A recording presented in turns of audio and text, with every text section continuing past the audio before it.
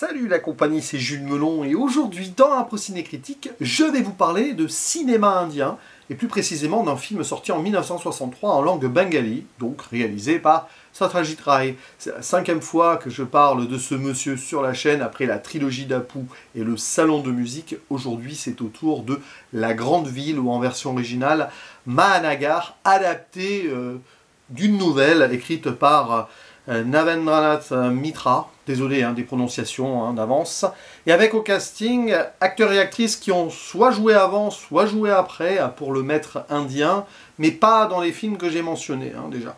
Nous avons dans le rôle principal Anil Saterji, qui joue, on va dire, le père de famille, son épouse interprétée par Madhabi Mukherjee, et la sœur du mari, joué par Jaya Bhadouri. C'est les seuls qui ont des pages Wikipédia, donc acteurs et actrices qui ont marqué quand même cette époque du cinéma indien.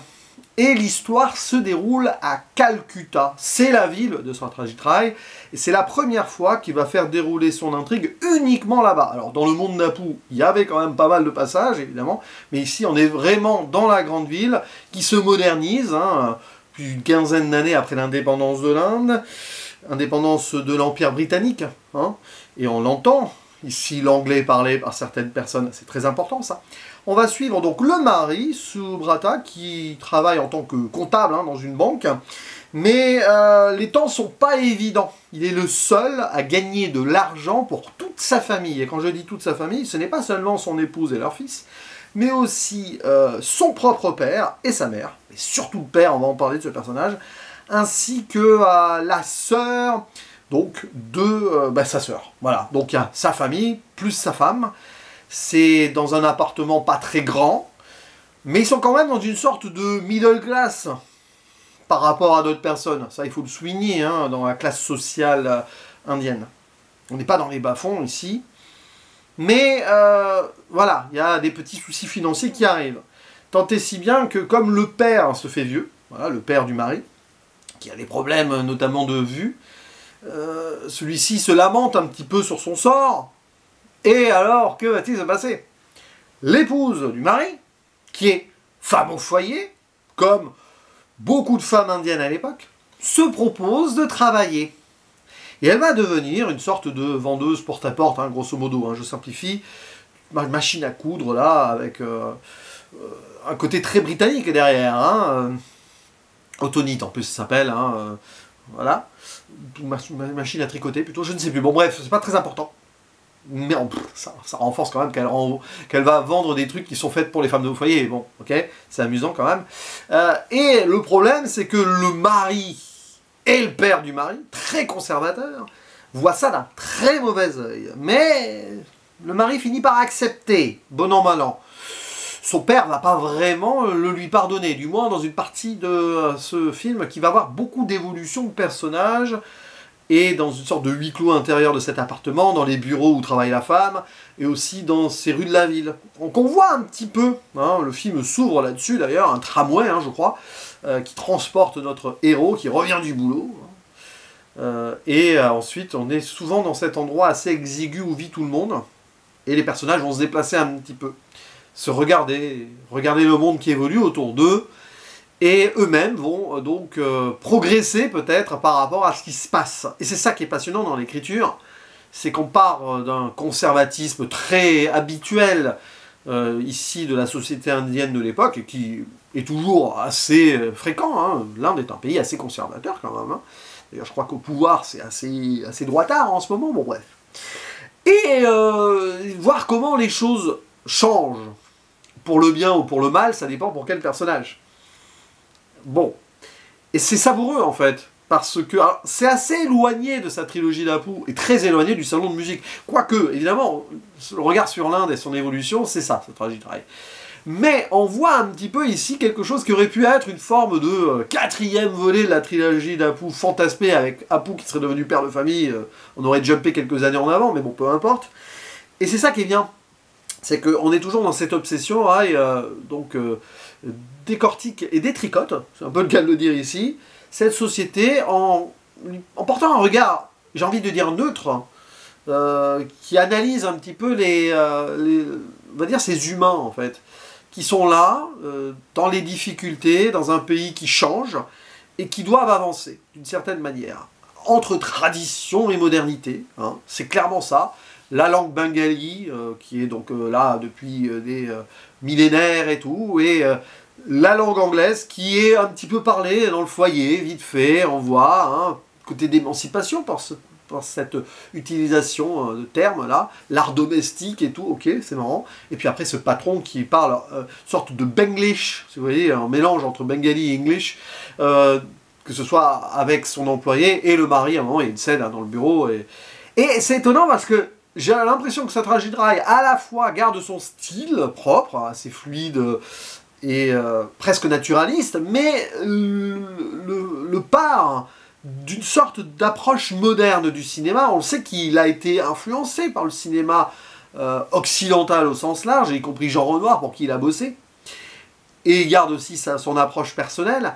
Et là, vraiment, c'est volontaire, dans le sens où il y a certains moments, tu as un peu l'impression de voir, pas du Hitchcock, mais vous voyez ce genre de film, peut-être du Orson Welles, je sais pas, hein, j'extrapole sur les influences, mais du cinéma un peu à l'américaine ou anglophone, en tout cas, dans la tentative de mise en forme de la caméra qui bouge comme ça à travers des espaces qui jouent du coup sur les points de vue, sur comment on peut espionner à travers les portes et tout. C'est passionnant ça. C'est-à-dire qu'on voit des effets de style qui sont plutôt empruntés de ce cinéma-là. Alors à la fois en hommage, parce qu'il a peut-être un peu appris le cinéma comme ça aussi, mais aussi pour renforcer le fond de l'intrigue d'une Inde qui est occidentalisée par sa modernisation. Et donc le film est savoureux sur ce point-là. On pourrait parfois reprocher par rapport à ses premiers films que ça soit peut-être trop envahi par une certaine caméra plutôt occidentale, donc, mais c'est vraiment dans le propos. C'est pas forcé, quoi. Tu comprends l'idée. Et il joue là-dessus, sur la mise en place scénique donc, de sa réalisation, et ça parle encore plus sur l'évolution des personnages et comment ils sont dans ce dilemme perpétuel. Et évidemment, on peut citer le mari et la femme, qui sont très, très étonnants et touchants dans ce qui va se passer, autour de la justice, à un moment, de la droiture, de l'acceptation ou la résignation, dans les deux sens.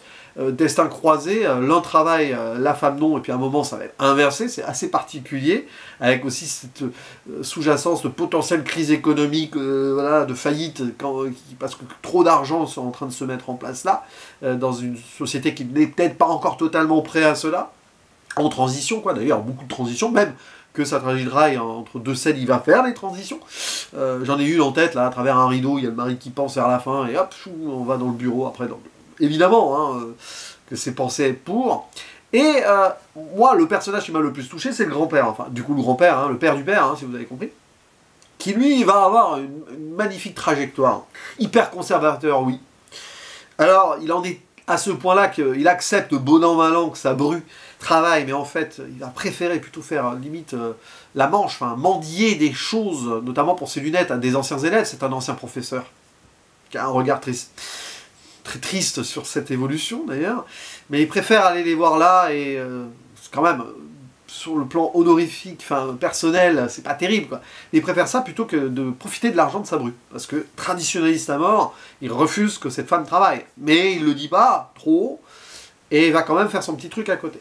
Et on sent le poids de tout cela sur cet homme, terrible, où il voit les traditions s'écrouler. D'ailleurs, à un moment, il pense un peu à sa jeunesse, il attend qu'une déesse l'appelle au Gange, enfin, il y a tout un truc dessus. C'est là où on revoit un peu la complainte du sentier, peut-être indirectement. Il y a des choses où on pourrait imaginer que ce serait Apu qui aurait vieilli, qui aurait voyagé dans le temps pour revenir là. Enfin, moi, je fantasme ces idées-là, parce que c'est cette idée de génération et d'évolution, quoi.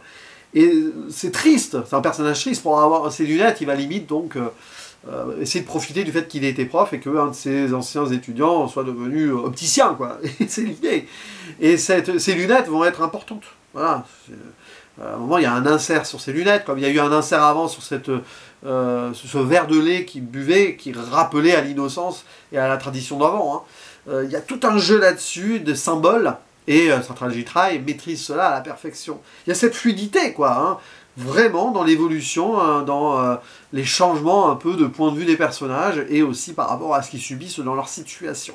et ce monsieur va évoluer, il va avoir des regrets, et il y a des très belles scènes, très touchant, hein, cet acteur qui n'a pas de page Wikipédia, et je vais le citer quand même du coup, s'appelle Aren Chatterjee, tiens, il a le même nom que Ali Chatterjee, est-ce que c'est vraiment son papa dans la vraie vie? Je ne sais pas, à moins que ce soit un nom de famille très répandu, dans la région bengali, on va dire, hein, Bengale, donc de l'Inde, je ne sais pas, à vous de me dire en commentaire, j'ai pas fait de recherche en ce sens, hein, mais bon.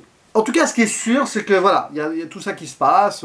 Bon, évidemment, la sœur du mari ou le fils, le jeune fils, sont pas très mis en avant, la mère non plus. Il y a des économies à faire sur certains personnages, mais dans tout ce qui peut se passer derrière, c'est assez fou. Puis le film se termine sur la modernité, hein, une sorte de lampe dans un lampadaire, là, qui a fait écho au début, une sorte de truc qui pend un peu en hauteur, quoi, voilà, hein.